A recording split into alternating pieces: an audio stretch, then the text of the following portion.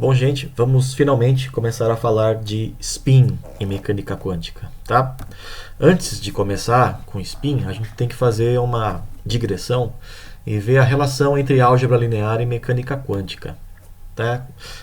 Vamos começar então, né? Na mecânica quântica, os estados do sistema são os vetores do espaço, né? São as funções de onda, né? Que moram em um espaço vetorial chamado de espaço de Hilbert, né? Já os observáveis são os operadores ou as transformações lineares da linguagem da mecânica quântica.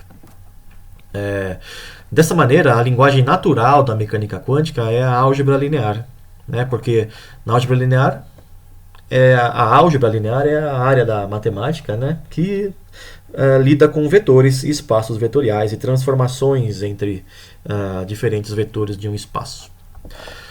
Em álgebra linear, vocês viram que, e outras disciplinas também, né, como geometria analítica, vocês viram diversas maneiras de representar um vetor. Essa daqui, que é a mais comum, que todo mundo usa para escrever, é uma seta sobre a grandeza que representa o vetor. Uma outra notação que é muito usada em livros, né, é uma letra em negrito para representar uma grandeza vetorial. Mas também tem uma terceira maneira de representar, que é essa daqui, usando uma notação chamada notação de Dirac, ou representação de Dirac, para o estado, ou para um vetor. Que é a mesma coisa, é só uma notação diferente para um vetor, né? Essa daqui é muito usada em mecânica quântica. E tem um nome, tá? Isso é chamado de ket. Foi o nome que o Dirac, que é um físico inglês do século XX, decidiu usar para chamar isto daqui, né? Esse nosso vetor ou essa nossa função de onda. Um ket. Daqui a pouco eu vou falar por que ele deu esse nome, né? E esse ket mora, entre aspas, né, no espaço vetorial, que em quântica é o espaço de Hilbert. Bom, a gente também sabe fazer contas com vetores. Por exemplo, para calcular o produto escalar, né, ou o produto interno entre dois vetores A e B, você pode indicar da maneira que você quiser. O Dirac decidiu indicar assim.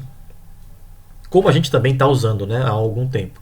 O produto interno entre dois vetores ou entre duas funções é indicado assim, né? Para vetores, a gente sabe que calcular o produto interno ou escalar significa isso, né? Pegar as componentes do vetor, né, em relação a alguma base, multiplicar pelas componentes do outro vetor. Quando a gente está lidando com um espaço vetorial complexo, como é o espaço de Hilbert, né, complexo no sentido de envolver números imaginários e reais, né?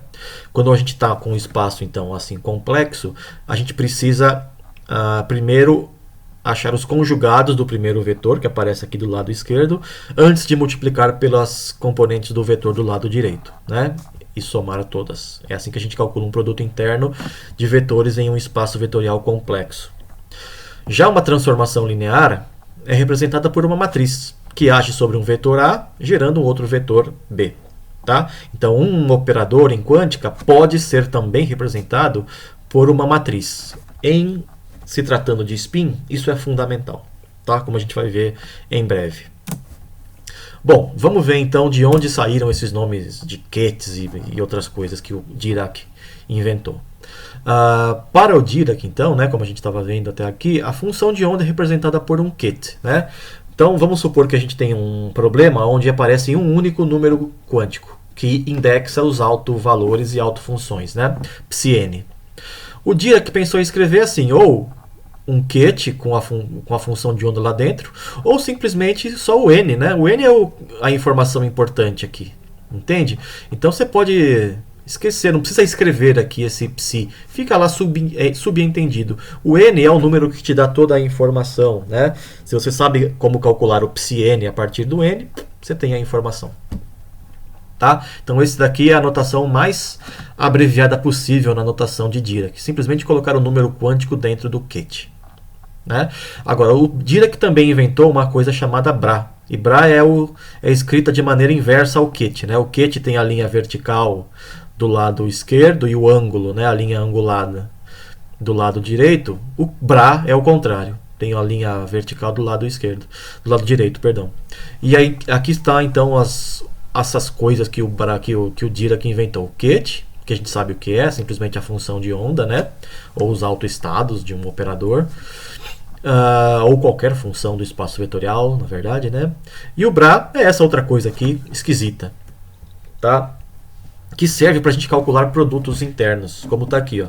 Quando um bra encontra um ket, né? O bra na esquerda e o ket na direita, eles formam um bracket, né? Esse bracket, né? O bracket ou bracket, que em inglês significa colchete ou delimitadores, tá? Então essa é a ideia do bra que o Dirac teve. É simplesmente uma coisa que você faz encaixar num ket, né? Chega pela esquerda, encaixa no ket que está na direita, forma um bracket que é o produto interno, tá? E veja que a gente pode eliminar um dos riscos verticais aqui para formar o bracket, né? Ou formar o produto interno. Então a gente já vinha usando a notação de Dirac, pelo menos em parte, né? Essa parte aqui da notação do produto interno, mesmo sem saber. E a partir daqui a gente vai usar frequentemente essa notação de bras e kets, de brackets. Tá? Então, acostume-se, mas não é muito difícil, é simplesmente uma nova anotação. Tá?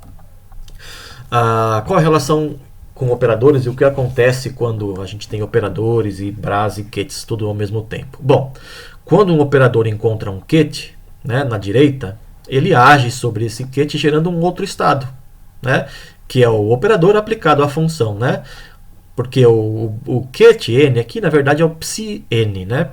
E o operador Q age sobre psi-n. Então, quando um operador Q pela esquerda encontra um ket que está lá na direita, ele gera um outro estado que é o Qn, né? Ou seja, Q psi-n, o operador Q agindo sobre psi-n. Não é nada muito novo nisso. E se agora chega um bra pela esquerda e encontra esse operador que já está sendo aplicado ao ket que está na direita, eles formam um sanduíche, tá? Ou seja, né, é o bracket entre o psi-m que veio aqui, o m que veio do bra, né, pela esquerda, e o q psi-n que estava na direita. Então, quando um bra encontra um operador aplicado a um ket, eles geram o sanduíche, né, que é o produto interno entre o psi-m e o q psi-n. Também nada muito novo, só a notação diferente. Tá? Reparem que esta notação aqui, ó, m traço q traço n, é a mesma coisa que m traço qn. Então você pode eliminar este segundo risco nesta notação aqui. Esta aqui é a maneira como a gente estava acostumado a escrever sanduíche anteriormente, né? m qn.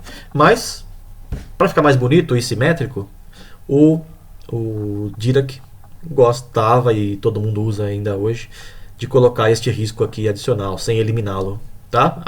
Apesar de ele ser supérfluo, como a gente sabe. Tá?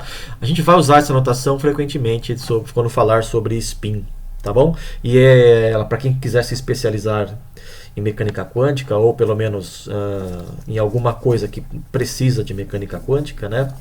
É muito usado em notações de livros e artigos aí pelo mundo afora. Por isso é bom saber, mesmo que você não vá usar muito, tá? É bom saber sempre, né? Então era isso, gente. A gente já falou sobre o que tinha que falar em relação a bras, kets e a notação de Dirac. Então a gente está pronto para começar a falar de spin, tá? Que é o que a gente vai fazer no próximo vídeo. E é isso, então. Até a próxima. Valeu!